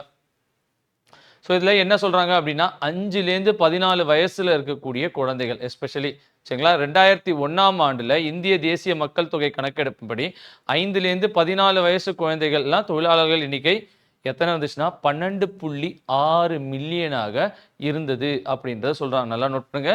2001 சென்செக்ஸ் படி 5 to 14 இயர்ஸ் 12.6 மில்லியன் இருந்ததா இவங்க சொல்கிறாங்க சரிங்களா. ஸோ உலகத்திலேயே இருக்கக்கூடிய அதிக எண்ணிக்கை எங்கே சார் இருக்குது அப்படின்றத பார்த்தீங்க அப்படின்னா இந்தியாவில் தான் இருக்குது அப்படின்றத யூனிசெஃப் சொல்கிறது. யூனிசெஃப் என்ன எஸ்டிமேட் பண்ணியிருக்காங்கன்னா வேர்ல்டில் இருக்கக்கூடிய highest number of child labours எங்கே இருக்குது அப்படின்னா அது இந்தியாவில் தான் இருக்குது அப்படின்றத சொல்கிறாங்க சரிங்களா. ஸோ தமிழ்நாட்டில் வந்து ஒரு state policy 2021 children friendly policies ஒன்று கொடுத்தாங்க. அதை நீங்கள் ஜஸ்ட்டு தெரிஞ்சு வச்சுக்கோங்க. ஏன் சார் நம்ம ஊர்ல இவ்வளவு இருக்கு? எவ்வளவு சார்? எங்க இந்த துறையில இருக்கு சார்? ஏன் தமிழ்நாட்டுல என்னெல்லாம் துறையில முக்கியமா இருக்கு? இந்தியால எங்கெல்லாம் முக்கியமா இருக்கு? அப்படின்றதெல்லாம் நீங்க பார்த்தீங்க அப்படின்னா, உலகம் முழுக்கல 152 மில்லியன் இருக்கிறாங்க அப்படின்றத சொல்றாங்க. அதுல 2016ல பார்த்தீங்கன்னா, இந்த 152ல 23.8 மில்லியன் வந்து இந்தியால தான் இருக்கிறாங்க அப்படின்றத சொல்றாங்க. நம்ம ஏற்கனவே பார்த்துட்டோம். 2001 மக்கள் தொகை கணக்கெடுப்படி பார்த்தீங்கன்னா, 12.6 மில்லியன் சரிங்களா? இந்தியால இருக்கிறாங்க அப்படின்றத சொல்லிட்டாங்க. அதே 2011 சென்செக்ஸ்ல பார்த்தீங்கன்னா, கிட்டத்தட்ட அ அ 5 to 15 இயர்ஸ் பார்த்தீங்கன்னா, 1 கோடி பேர் இருக்கிறாங்க. அதே 15 to 18ல பார்த்தீங்கன்னா, 2.25 கோடி மக்கள் இல்ல குழந்தைகள் வந்து குழந்தை தொழிலாளிகளா இருக்கிறாங்க. அதுல எங்க சார் அதிகமா இருக்குன்னா, கிராமப்புறத்துல தான் அது அதிகமா இருக்குது. ஏன்னா, அங்க தான் வறுமை அதிகமா இருக்கு. உணவு தேவை. அப்ப அவங்கள கண்டிப்பா வேலைக்கு அனுப்புறாங்க. ஸோ 2 கோடி மக்கள் 15லேருந்து 18, 1 கோடி மக்கள் குழந்தைகள் 5லேருந்து 14 வயசு குழந்தை தொழிலாளர்கள். அந்த 80 கிராமப்புறத்துல 60% எங்கன்னா அக்ரிகல்ச்சர் தான் மெயின் ரீசனா சொல்றாங்க. சரிங்களா? அதுல கிட்டத்தட்ட 6 கோடி குழந்தைங்க பார்த்தீங்க அப்படின்னா, வருஷத்துல 200 நாள் வேலை பார்க்குதுங்க. 8 மணி நேரம் கிட்டத்தட்ட அப்படின்றத சொல்றாங்க. ஸோ தமிழ்நாட பொறுத்தவரைக்கும் சிவகாசி ஃபயர் கிராக்கர்ஸ் அதுக்கு ஒரு பியூட்டிஃபுல்லான எக்ஸாம்பிள் அப்படின்றாங்க. அங்க தான் நெறைய குழந்தைகள் தொழிலாளர்கள் வேலை பார்க்கிறதா சொல்றாங்க. இதெல்லாம் எப்பயோ சரிங்களா? எங்க சிவகாசியில இப்ப பயங்கரமா குறைஞ்சிருச்சு. ஆனா முன்ன வந்து பயங்கரமா அங்க நெறைய குழந்தை தொழிலாளர்கள் இருந்ததா சொல்லப்படுது. சரிங்களா? இதுல பார்த்தீங்க அப்படின்னா, 56 லட்சம் வந்து ஆண் குழந்தைகள், 45 லட்சம் வந்து பெண் குழந்தைகள். நீங்க நெறைய பார்த்திருப்பீங்க. இந்த செங்கல் பண்றது, சரிங்களா? இந்த ஃபயர் கிராக்கர்ஸ்ல, ஹோட்டல்ஸ்ல, சரிங்களா? பிச்சை எடுக்கிறது. இந்த மாரிலாம் நெறைய இதுல சைல்ட் லேபர். ஹோட்டல்ல பாத்திரம் கழுவுறது, டம்ளர் கொண்டு போய் குடுக்கறது, இன்னமும் டீ கொண்டு போய் குடுக்கறது. அதெல்லாம் வந்து குழந்தைகள் பண்ணிட்டு தான் இருக்கிறாங்க. சரிங்களா? அதுல ஊபில தான் அதிகமா இருக்குது. சரிங்களா? எஸ்பெஷலி அன்ஆர்கனைஸ்ட் செக்டார்ஸ்ல நெறைய இருக்குது. இல்ல அப்டின்னா, இந்த குப்பை கலெக்ட் பண்றது, பாட்டில் கலெக்ட் பண்றது, ஷூ பாலிஷ் போடுறது, அ அ சுத்தம் பண்றது, கார் வாஷ் பண்றது, இந்த மாதிரி துறைகள் எல்லாம் நெறைய பேர் இருக்கிறாங்க. சரிங்களா? அதுல தமிழ்நாட்டுல எவ்வளவு சார் இருக்குது? தமிழ்நாடு என்ன சார் பண்ணுச்சு? அப்படின்றத பார்த்தீங்கன்னா, 2001ல 4.9 லட்சம் தமிழ்நாடுல குழந்தை தொழிலாளர்கள் இருக்காங்க. சரிங்களா? சரிங்களா? அதான் 2012ல வெறும் 29,000க்கு குறைச்சு கொண்டு வந்துட்டோம் தமிழ்நாடு. எப்படி சார் அப்படின்னா, ஒரு 15 பாயிண்ட் ஆக்ஷன் பிளான் 2002ல தமிழ்நாடு அரசு எடுத்துச்சு. இதெல்லாம் தான் நமக்கு முக்கியமான இந்த பாயிண்ட் நமக்கு ரொம்ப ரொம்ப முக்கியம். அதுல முக்கியமானது என்ன அப்படின்னா, ரூ. 20,000 வரைக்கும் ஃபைன் போடுவாங்க. சரிங்களா? பண்ணீங்க அப்படின்னா. எஸ்பெஷலி என்னன்னா, ஒரு 15 டிஸ்ட்ரிக்ட் அப்ப 32 டிஸ்ட்ரிக்ட்ஸ் இருந்துச்சு. 15 டிஸ்ட்ரிக்ட்ட கான்சன்ட்ரேட் பண்ணாங்க. அப்புறம் அங்கேருந்து குழந்தை தொழிலாளர்கள் மீட் பண்ணி அவங்கள எங்க கொண்டு போய் விடுவாங்கன்னா, அவங்க அதுக்குன்னு ஒரு ஸ்பெஷலா ஒரு ஸ்கூல உருவாக்கி 320 ஸ்கூல உருவாக்கி அங்க அவங்கள படிக்க வச்சாங்க அப்படின்றத சொன்னாங்க. அதனால தான் நம்மளுடைய குழந்தை தொழிலாளர்கள் 2001லேருந்து 2012ல இவ்வளவு சிறப்பா குறைஞ்சது. இந்த பாயிண்ட்ட நீங்க கண்டிப்பா ஞாபகம் வச்சுக்கணும். இப்ப சைல்ட் லேபர் 2001ல 4.9 லேக்ஸ் இருந்துச்சு. அது 2012ல பார்த்தீங்கன்னா 29,456 ஆச்சு. அதுக்கு காரணம் 2002ல தமிழ்நாடு கவர்மெண்ட் 15 பாயிண்ட் புரோகிராம் ஒரு 15 டிஸ்ட்ரிக்ட் சூஸ் பண்ணி அந்த 15 டிஸ்ட்ரிக்ட்ல ஹெவியா இதுக்குன்னு போட்டு அப்ப தமிழ்நாடு பார்த்தீங்க அப்படின்னா அதுக்கு தான் சைல்டு வெல்ஃபேர்னு சொல்லி ஒரு தனி டிபார்ட்மெண்ட் கொண்டு வந்து அதுக்கு தனி ஆஃபீஸர்ஸ் போட்டு அவங்களுக்கு கீழே பல விஷயங்கள் பண்ணி இதெல்லாம் ஐடென்டிஃபை பண்ணி கொண்டு போய் அவங்கள இந்த ஸ்கூல்ல சேர்த்து அவங்கள படிக்க வச்சு மேலே கொண்டு போகிறதுக்கு பலவிதமான ஸ்டெப்ஸை எடுக்கிறாங்க அப்படின்றத தெரிஞ்சுக்கோங்க. இந்த குழந்தை தொழிலாளர்களே பார்த்தீங்கன்னா நிறைய முறைகள் இருக்குதுன்றாங்க. அதில் என்ன சார் அப்படின்னா நேரடியாக தொழிலாளர்கள் இருக்காங்க, சிலர்லாம் மறைமுகமாக இருக்கிறாங்க. சரிங்களா? சிலர்லாம் கொத்தடிமைகள் பாண்டட் லேபராக வச்சிருக்கிறாங்க. ஸோ இதுதான் ரொம்ப கொடுமை. அப்பா அம்மா எப்போ யாரோ ஒருத்தங்க கடன் வாங்கியிருப்பாங்க பரம்பரையாக இவங்களுக்கு. அதுவும் எஸ்பெஷலி அந்த செங்கல் தொழிற்சாலைகள் இந்த மாதிரி இதெல்லாம் பேங்கிள்ஸ் உற்பத்தி இதெல்லாம் பார்த்தீங்க அப்படின்னா இந்த பாண்டட் லேபர்ஸ் சரிங்களா கொத்தடிமைகள் அதிகமாக இருந்தாங்க. சரிங்களா? சரி என்ன சார் இதுக்கு காரணம் அப்படின்றத பார்த்தீங்க அப்படின்னா பல காரணங்கள் இருக்குது. அதில் பார்த்தீங்கன்னா முதல் ரீசன் வறுமை தான். சரிங்களா? ஸோ அடுத்தது அறியாமை, இல்லிட்ரசி, படிப்பறிவில்லாமை. சரிங்களா? அப்புறம் அவங்க சீப் லேபராக இருக்காங்க. இதை ஒரு ஆள்கையில் கொண்டு போய் கொடுத்தோம் அப்படின்னா அவங்க அதிக சம்பளம் கேட்பாங்க. இதே வந்து குழந்தையா இருந்துச்சு அப்படின்னா அவங்க நிறைய சம்பளம் கேட்க மாட்டாங்க. அதனால் என்ன பண்ணுறாங்க சைல்ட் லேபரை கொண்டு வந்துடுறாங்க. அன்ஆர்கனைஸ் செக்டாருக்கு இது ஒரு சைல்டு லேபர்லாம் வந்து ஒரு ஈஸியான ஒரு வேவாக இருக்குது. அதனாலேயே அவங்க வந்து இதை யூஸ் பண்ணிக்கிறாங்க. சரிங்களா? நெக்ஸ்ட் என்ன அப்படின்றது பார்த்தீங்கன்னா, பெரிய குடும்பமாக இருக்கலாம், வருமானம் கம்மியாக இருக்கலாம், ஜெண்டர் இன்இக்வாலிட்டியாக இருக்கலாம். சரிங்களா? சில மைனிங்லாம் பார்த்தீங்கன்னா ரேட் ஹோல். சரிங்களா? ஒரு ஒரு பெரிய இடம் இருந்துச்சு அப்படின்னா அதில் சின்னதாக ஒரு ஹோல் போட்டு அதுக்குள்ளே போய் சுரங்க உள்ளே போய் கறியெல்லாம் எடுத்துகிட்டு வரணும். அப்போ அதுக்கு குழந்தைகள் இன்னும் பெட்டராக இருக்கிறான். இந்த பீடி சுருட்டுறது, கிராக்கர்ஸு, சரிங்களா? சட்டங்கள் ரொம்ப கடுமையாக இல்லை. சட்டங்களில் இருக்கக்கூடிய ஓட்டைகள், குடும்ப தொழிலெலாம் இருக்கும், ஃபேமிலி என்டர்பிரைசஸ்லாம், அதுக்கு குழந்தைங்கள அந்த தொழிலையே கொண்டு போய் சேர்த்துடுறாங்க. இதுமாதிரி பல காரணங்கள் இருக்காங்க. தமிழ்நாடை பொறுத்த வரைக்கும் பார்த்தீங்க அப்படின்னா சிவகாசி தான் பெரிய லெவலில் இருந்துச்சு. இப்போ இல்லை, பட் ஒரு பீரியடில் பயங்கரமாக இருந்தது வந்து சிவகாசியாக தான் இருக்குது. ஏன்னா அதுவும் வந்து பட்டாசு சுற்றுறதுல அன்ஆர்கனைஸ் செக்டாரில் நீண்ட நாள வேலை, குறைஞ்ச சம்பளம் கொடுத்தா போதும், நம்ம சொல்கிறதெல்லாம் செய்யக்கூடியது குழந்தைங்களா இருக்கிறாங்க, கம்மியான பாதுகாப்பெல்லாம் அவங்களுக்கும் இல்லை அப்படின்றதுனால அவங்கள இவங்க பெரிய லெவலில் யூஸ் பண்ணிடுறாங்க. சிவகாசியில் பார்த்தீங்கன்னா 3800 கோடி, 1200 இருக்குது. எல்லாமே வந்து நிறையா வந்து அன்ஆர்கனைஸ் தான். சரிங்களா? ரெஜிஸ்டர் பண்ண கம்பெனிஸாக இருக்கிறது இல்லை. அதனால லாங் ஒர்க்கிங் ஹவர்ஸ், கம்மி சம்பளம், அன்சேஃப், எப்போ வேணாலும் விடிஞ்சிடலாம். அதில் நிறைய குழந்தைகள் தொழிற்சாலைகள் குழந்தைகளை நிறைய வேலைக்கு வச்சுருந்தாங்க. சரிங்களா? இதை தாண்டி நிறைய இவங்க சொல்கிறாங்க. சரிங்களா? மிஸ்ஸிங் குழந்தைங்களை கடத்தி கொண்டு போய் வச்சு வேலை வாங்குறது. சரிங்களா? படிக்காதவங்களை ஏமாற்றி அவங்களுடைய பிள்ளைங்களை வாங்கி அவங்களுக்கு ஏதோ கம்மி காசை கொடுத்துட்டு, சரிங்களா? க்ரைமு, மொராலிட்டிஸ், இது வந்து ஒழுக்கம் இல்லாத செயல்கள், இந்த மாதிரி பல இது இருக்குது. சரிங்களா? இன்னும் நிறைய பாதிப்பு ஏற்படுத்துகிறாங்க. சரிங்களா? இப்போ இதுலேருந்து சரி செய்யறதுக்கு கான்ஸ்டிடியூஷனலாக என்ன பண்ணாங்க? சரிங்களா? சரிங்களா? நம்மளுடைய அரசியல் அமைப்பில் என்ன செஞ்சாங்க, எப்படி சட்டம் ஏற்றுனாங்க, சரிங்களா? இதுக்கு என்ன கமிட்டி போட்டாங்க அப்படின்றதுலாம் ஒன்று ஒன்றா நம்ம பார்க்கலாம். சரிங்களா? ஸோ என்ன சார், எங்கெங்கே சட்டங்கள் இருக்குது? 29, 21A. ஸோ 21A என்ன சார், கட்டாயமாக கல்வி கொடுத்தாகணும். எத்தனை வயசுல எத்தனை வயசு? 6லேருந்து 14 இருக்கிறவங்களுக்கு அரசு கட்டாயமாக இலவசமாக உலகத்தரமான ஒரு கல்வி கொடுத்தாகணும். இந்த கல்விக்காக 2009 ரைட் டு எஜுகேஷன் ஆக்ட், இதெல்லாம் நம்ம முன்னாடியே பார்த்துருக்கோம். சரிங்களா? ரைட் டு எஜுகேஷன் ஆக்ட் அப்படின்றத சொல்லியிருக்காங்க. சரிங்களா? அடுத்தது என்ன சார் அப்படின்றத பார்த்தீங்கன்னா ஆர்டிகல் 24. ஸோ பாண்டட் லேபர், சரிங்களா? கொத்தடிமை, இது அது எதுவும் வச்சிருக்கூடாது அப்படின்னு அதை ஃபுல்லாக அபாலிஷ் பண்ணிடணும் அப்படின்றது தான் ஆர்டிகல் 24. சரிங்களா? 45 என்ன சார் சொல்லுது? 45 இந்த எஜுகேஷன் சம்மந்தப்பட்டது தான். சரிங்களா? குழந்தைங்களுக்கு எஜுகேஷன் சம்மந்தப்பட்டது. இந்த 21A, 45, 51Aல கே எல்லாம் குழந்தைங்க எஜுகேஷன், ஹெல்த்து, இதெல்லாம் பார்த்துக்கிறதுக்கு தான். சரிங்களா? அதை தாண்டி 39F, சரிங்களா? அதுவும் இந்த குழந்தைகள் அவங்க ஹெல்த்து, அவங்கள பார்த்துக்க வேண்டியது நம்ம இவங்களுடைய இது அப்படின்ற மாதிரி பேரண்ட்ஸு, கவர்மெண்ட்ஸு, அவங்களுக்குலாம் இது வந்து இது அப்படின்றத சொல்கிறது தான். இது எல்லாமே சட்டங்கள். சரிங்களா? இந்த சட்டங்கள் கான்ஸ்டிடியூஷனில் பிள்ளைங்களுக்காக என்ன பண்ணியிருக்காங்க அப்படின்றத தெரிஞ்சுக்கோம். 2016 இதுக்காக ஒரு சட்டம் ஏற்றியிருக்காங்க. சரிங்களா? எந்த வருஷம் சார் சைல்டு லேபர் ஒழிக்கிறதுக்காக சட்டம் ஏற்றினாங்க அப்படின்னா 2000. இதை தாண்டி நிறைய நம்ம சொல்லலாம்.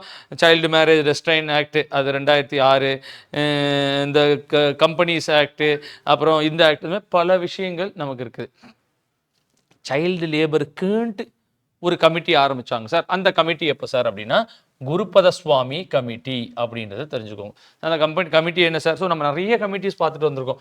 போர் committee, A K Rajan committee, Kalaiyarasan committee, உமனுக்காக பார்த்தீங்க அப்படின்னா அந்த ஹேமா கமிட்டி, வர்மா கமிட்டி, கேசஸ்லாம் பார்த்தீங்க அப்படின்னா விஷாகா கைட்லைன்ஸ், நிறைய பார்த்துருக்கோம். அதெல்லாம் நிறைய நீங்கள் ஞாபகம் வச்சுக்கணும். சரிங்களா? குருபத சுவாமி கமிட்டி சைல்டு லேபருக்காக. சரிங்களா? சைல்டு லேபருக்காக குருபத சுவாமி. அப்போ அதுக்காக ஒரு பாலிசி, அதுக்காக ஒரு ப்ராஜெக்ட். சரிங்களா? 1970களில் இதெல்லாம் ஒழிக்கிறதுக்கு பயங்கரமான நடவடிக்கைகள் மத்திய மாநில அரசாங்கம் எடுத்துச்சு. அதில் தான் இந்த child labour policy, national child labour project அப்படின்னு ஒன்று வந்துச்சு அப்படின்றது தெரிஞ்சுக்கோங்க. சரிங்களா? அதுக்கப்புறமா இதுக்குன்னு ஒரு ஆணையம், national commission for protection of child rights, இது ஆணையமே சென்ட்ரல்லையும் வந்துச்சு, ஸ்டேட்லேயும் பார்த்தீங்கன்னா 2007 ஒன்று கொண்டு வந்திருப்பாங்க. அப்புறம் பார்த்தீங்கன்னா பென்சில், சைல்டு லேபர் ஒழிக்கிறதுக்காக ஒரு பிளாட்ஃபார்ம், பென்சில் அப்படின்றத பிளாட்ஃபார்ம் ஒன்று வந்துச்சு. இதெல்லாம் நீங்கள் தெரிஞ்சு வச்சுக்கோங்க. சரிங்களா? தொழிற்சாலைகள் சட்டம், சரிங்களா? 1948 குழந்தைகள்லாம் கொடுக்குறாங்க. 1952 சுரங்கம் சட்டம், மைன்ஸ் ஆக்ட் 1952, அதெல்லாம் வந்து 18 வயசுக்கு குறைவான குழந்தைகள்லாம் கொண்டு வரக்கூடாது. அது என்ன பண்ணும், ஏது பண்ணும், அதெல்லாம் இங்கே கொண்டு வந்து சொல்லியிருந்தாங்க. சரிங்களா, ஏற்கனவே நம்ம பார்த்தது தான். 51A இந்த ஆர்டிகல்ஸ் எல்லாம் நம்ம ஏற்கனவே பார்த்துட்டோம். So national child rights to protection commission எப்போ சார்? 2007 ஃப்ரேம் பண்ணாங்க. ஒரு தலைவர், 6 உறுப்பினர். இவங்களுக்கு ஒரு சிவில் கோர்ட்டுக்கு என்ன அதிகாரம் இருக்கோ அந்த அதிகாரம்லாம் இவங்களுக்கும் உண்டு. ஸோ இந்த சட்டம் எந்த வருஷம் அப்படின்றத ஞாபகம் வச்சுக்கோங்க. டிஎன்பிஎஸ்சி ப்ரீவியஸ் இயர்லாம் நிறைய வாட்டி கேட்டிருக்காங்க. 2007 அப்படின்றத ஞாபகம் வச்சுக்கோங்க. சரிங்களா? அப்போ குழந்தைகள் தொழிலாளர்கள் தடை ஒழுங்குமுறை திருத்த சட்டம் எந்த வருஷம்? 2016. நல்லா நோட் பண்ணீங்கன்னா 14 வயதுக்கு உட்பட்டவர்கள். இதுக்காக ஒரு பாலிசியும் போட்டிருப்பாங்க, சட்டமும் போட்டிருப்பாங்க. இதுதான் இப்போ இந்த வருஷத்தை பார்த்தீங்கன்னா குழந்தைகள் எந்த வயசு கம்மியாக இருக்கிறவங்களாம் அப்படின்னா 14 இயர்ஸ் கம்மியாக இருக்கவங்க. அது எங்கன்னா இதுதான் சார் உங்களுக்கு எங்கே கொஸ்டின்னா இதுதான். அந்த 14 to 18 இதில் தான் உங்களுக்குலாம் கொஸ்டின்ஸ் நிறையா கேட்குறாங்க. ஸோ இதுதான் அங்கே முக்கியமானது. இந்த கொள்கையும் சரி, இந்த சட்டமும் சரி. 14க்கு கீழே இருக்கிறவங்கெல்லாம் வந்து குழந்தைகள், அவங்களெல்லாம் வேலைக்கு அனுப்பக்கூடாது. அப்போ சைல்டு எந்த வருஷம் கீழே சார்னா 14 அப்படின்றது தான் சொல்கிறாங்க. Child labour prohibition and regulation act 2016 அப்படின்றத சொல்லுங்கள். ஸோ 14 வயசுக்கு கீழே இருக்கிறவங்கள எந்த வித வேலைக்கும் அனுப்பக்கூடாது அப்படின்னு. அவங்களாம் தான் குழந்தைங்க. அவங்களுக்கு எந்த வித ஹசார்டஸ் வேலையெல்லாம் இல்லை. எந்த வித வேலைக்கும் அவங்கள பணம் சம்பாதிக்கிறதுக்காக எந்த வித வேலைக்கும் அனுப்பக்கூடாது. அப்போ 14லேருந்து 18 இருக்கிறவங்க சைல்டு இல்லை, அடோலசன்ட் அப்படின்றத சொல்கிறாங்க. அவங்கள வந்து ஹசார்டஸானது. ஸோ சிவகாசி பட்டாசு தொழிற்சாலை இல்லை மைன்ஸ் சுரங்கத்துக்குள்ளே போய் ரேட்டோலில் போய் உள்ளே போய் கறி எடுத்துகிட்டு வாங்கன்னு சொல்கிறது. சரிங்களா? டமால் வெடிக்கூடிய எலக்ட்ரிசிட்டி அந்த பேஸில் இருக்குது. இந்த மாதிரி எந்த ஒரு இதுலேயும் அவங்கள நீங்கள் வேலைக்கு அனுப்பக்கூடாது. அப்போ குழந்தைகளுடைய ஏஜ் என்ன சார்? 14 2016 வந்தது. சரிங்களா? ஒரு பாலிசிஸ் 2017 கொண்டு வந்தாங்க. சரிங்களா? ஸோ 1979 தான் இந்த குருப்பத சுவாமி நம்ம பார்த்தோம் பார்த்தீங்களா? குருப்பத சுவாமி குழுவை கொண்டு வந்தாங்க. சரிங்களா? அதுக்கப்புறம் இதுக்கான கொள்கை அப்படின்னு நம்ம ஒன்று பார்த்தோம் பார்த்தீங்களா? அது எந்த? ஸோ 79 ஒரு கமிட்டி. அந்த கமிட்டி பேர் என்னன்னா குருப்பத சுவாமி கமிட்டி.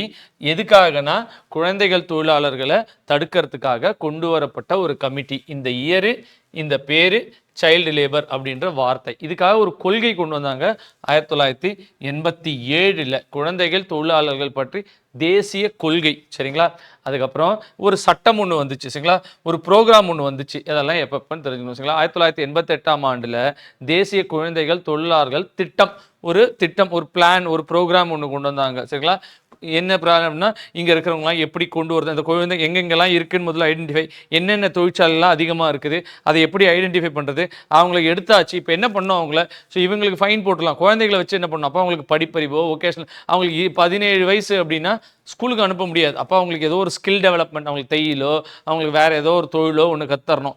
இல்லை அப்படின்னா அவங்க 6 வயசு அப்படின்னா அவங்களுக்கு ஸ்கூலுக்கு அனுப்பிச்சிருங்க. அவங்களுக்கு 10 வயசுனா பரவாயில்ல, அவங்களுக்கு வேற ஒரு கிளாஸில் அதுக்குன்னு ஒரு ஸ்பெஷல். இப்போ தமிழ்நாடு அதுதான் 2002 ஒரு ப்ராஜெக்ட் ஆரம்பித்தாங்க. அதனால தான் நம்ம பார்த்தோம் 2001 2012 பயங்கரமாக குறைஞ்சிது. ஒரு 320 ஸ்கூல் கொண்டு வந்தாங்க.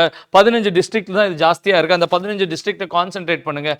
ஆனால் இந்திய லெவலில் பார்த்தீங்கன்னா 1979 88 80 இது தமிழ்நாட்டிலேயே இம்ப்ளிமெண்ட் ஆச்சு. 2002 தமிழ்நாடு கவர்மெண்ட் மெயினாக பண்ணுச்சு. அதுக்கு முன்னாடி இது சென்ட்ரல் கவர்மெண்ட்டுடைய சில ஸ்கீம்ஸ். சரிங்களா?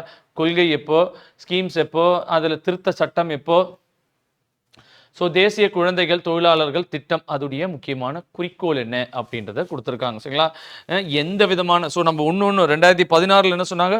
14 வயசு கீழே இருக்கிறவங்களாம், அதுக்கு முன்னாடி வரைக்கும் 14 வயசு கீழே இருக்கிறவங்களாம் அவங்க குடும்பத்துக்காகவே கொஞ்ச நேரம் ஸ்கூல் போயிட்டு வந்து ஈவினிங் டைமில் அதெல்லாம் பண்ணலாம். 16க்கு அப்புறம் எந்த வித வேலையுமே பண்ணக்கூடாது அப்படின்றத சொன்னாங்க அப்படின்றத தெரிஞ்சுக்கோங்க. இப்போ அதுக்கு முன்னாடி இருந்தது என்ன சொல்றாங்க அப்படின்னு பாருங்க. அனைத்து விதமான குழந்தைகள் தொழிலாளர்கள் முறைகளை ஒழிப்பது. சரிங்களா? அபாயகரமான தொழில்களில் அவங்கள பணி செய்ய விடக்கூடாது அப்படின்னு இதுக்கான விழிப்புணர்வு செய்யறது. இந்த மாதிரி பல விஷயங்கள் இந்த திட்டத்தில் கொண்டு வந்தாங்க. சரிங்களா?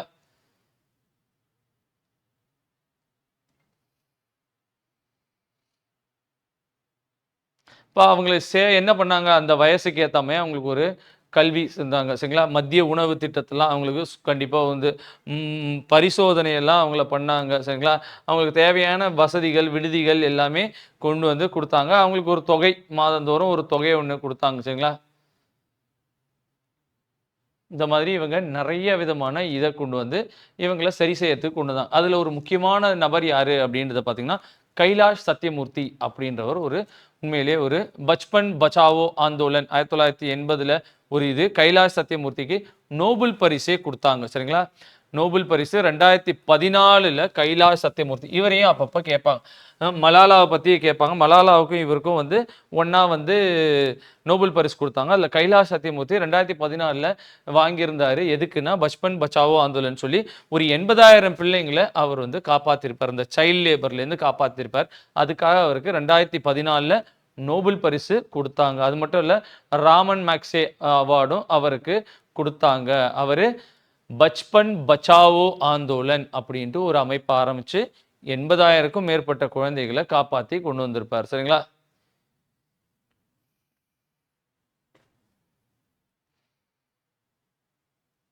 ஸோ இதை சரி செய்யறதுக்காக என்ன சார் பண்ணாங்க? ஸோ இதை சரி செய்யறதுக்காக என்ன பண்ணாங்க அப்படின்னா, அதில் ஒரு சில இடத்துல கரெக்டான டெஃபினிஷன் சட்டங்கள்லாம் போட்டு ஏற்றினாலும் அதில் எங்கேயாவது ஒரு லூப் ஹோல் இருக்கும். அந்த லூப் ஹோல்லாம் ரிமூவ் பண்ணுறது. சரிங்களா?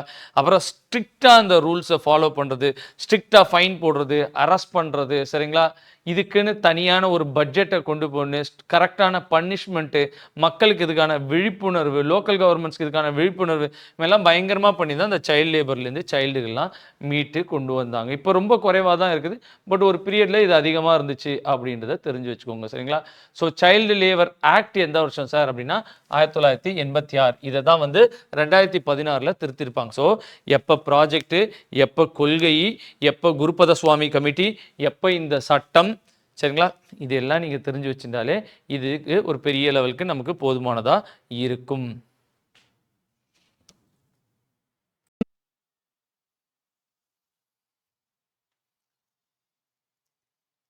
ஸோ அடுத்தது இதில் அப்படியே பார்த்தீங்க அப்படின்னா என்ன வருதுன்னு பாருங்கள்.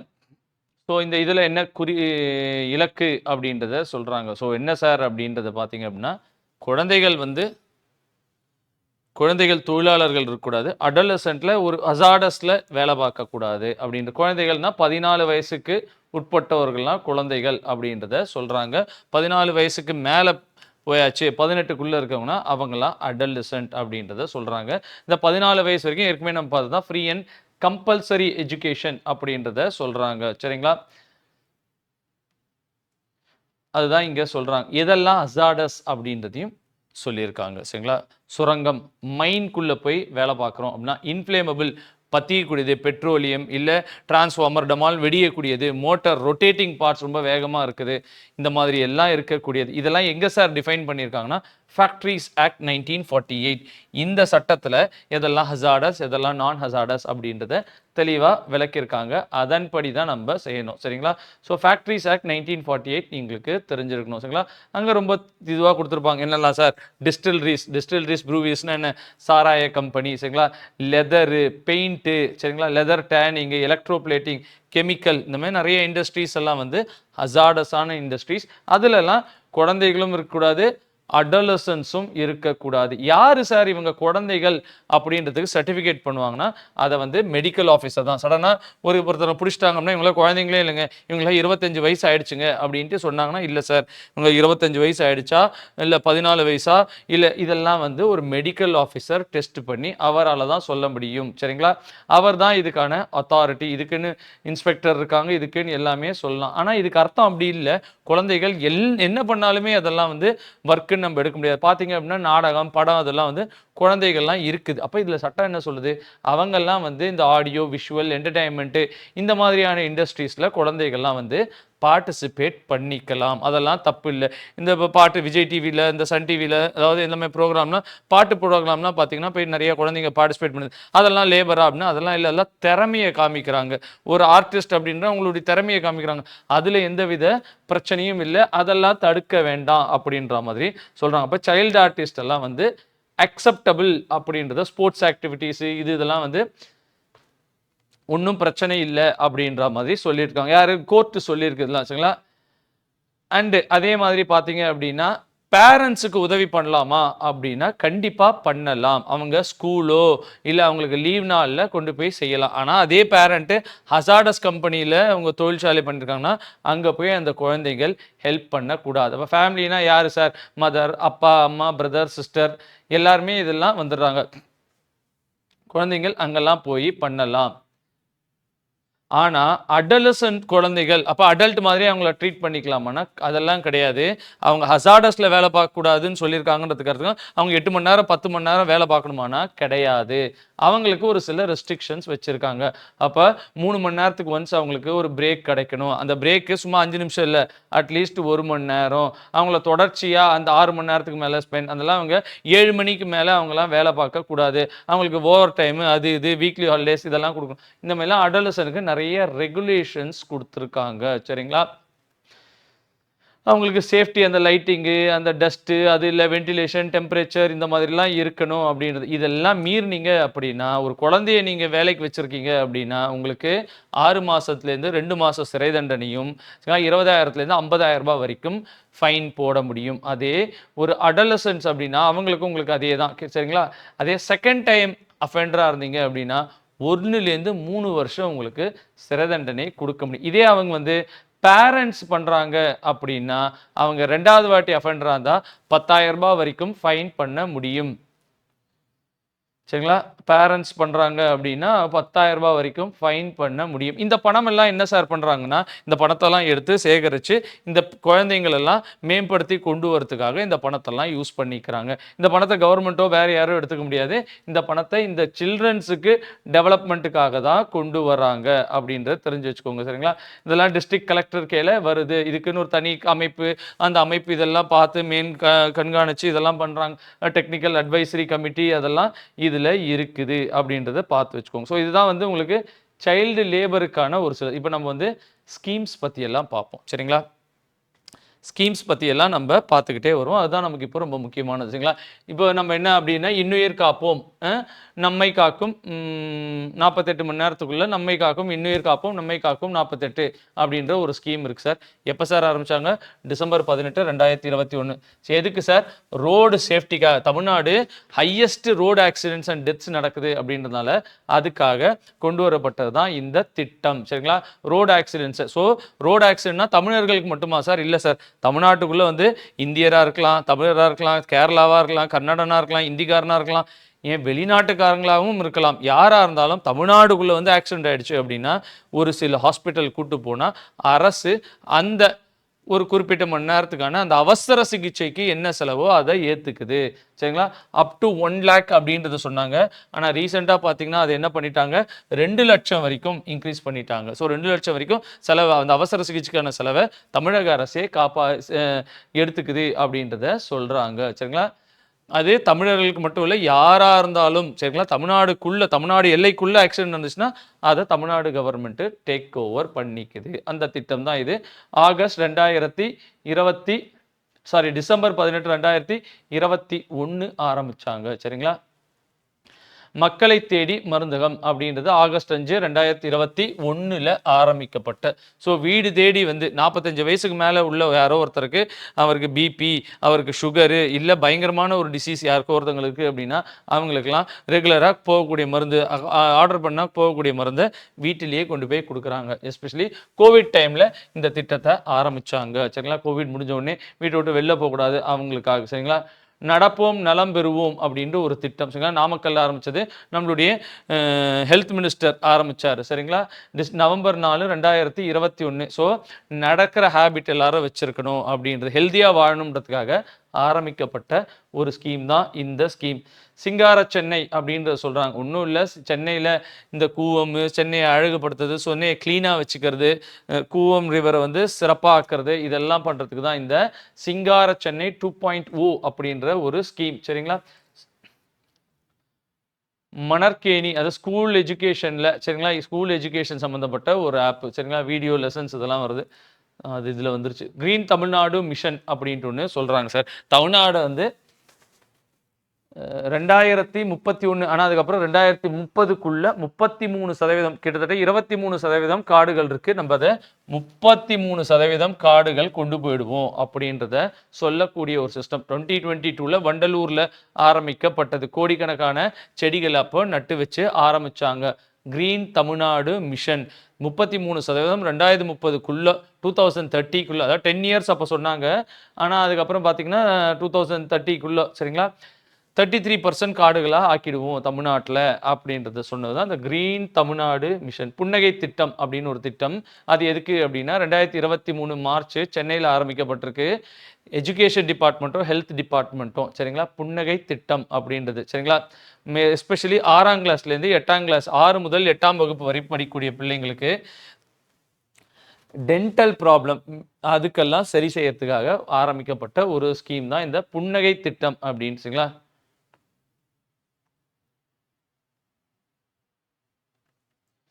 நட்புடன் உங்களோடு மனநலை சேவை அக்டோபர் 27, 2022 அப்போ ஆரம்பிச்சிருக்காங்க.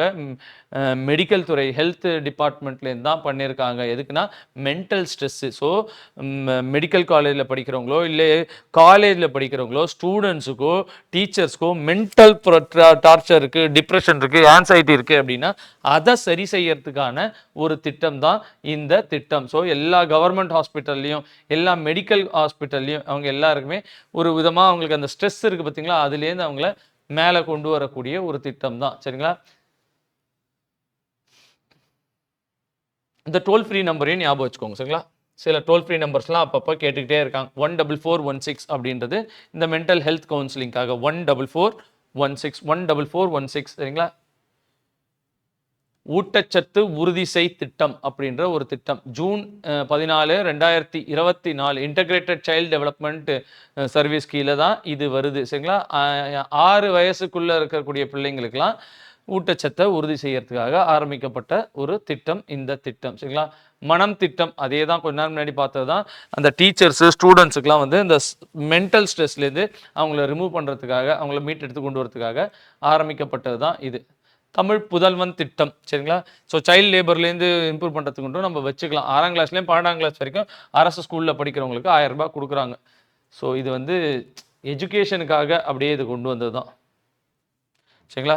இதுதான் நம்மளுடைய இந்த கிளாஸுக்கான ஒரு முக்கியமான சில ஸ்கீம்ஸ். ஸோ இதை தாண்டி இன்னும் நிறைய இருக்குது, பட் மேஜரான டாபிக்ஸ் எல்லாம் நம்ம இதில் கவர் பண்ணிட்டோம். ஸோ நெக்ஸ்ட்டு நம்ம இன்னும் அந்த மார்ஜினலைஸ் செக்ஷனுக்கு இருக்கிற அந்த கொஞ்சம் இதை பார்த்துட்டு ரிவிஷன் பார்த்தோம்னா முடிஞ்சிச்சு. ஏதாவது உங்களுக்கு தேவை முக்கியமாக அப்படின்னா சொன்னீங்கன்னா அதையும் நம்ம முடிச்சிடலாம் சரிங்களா. நன்றி, வணக்கம்.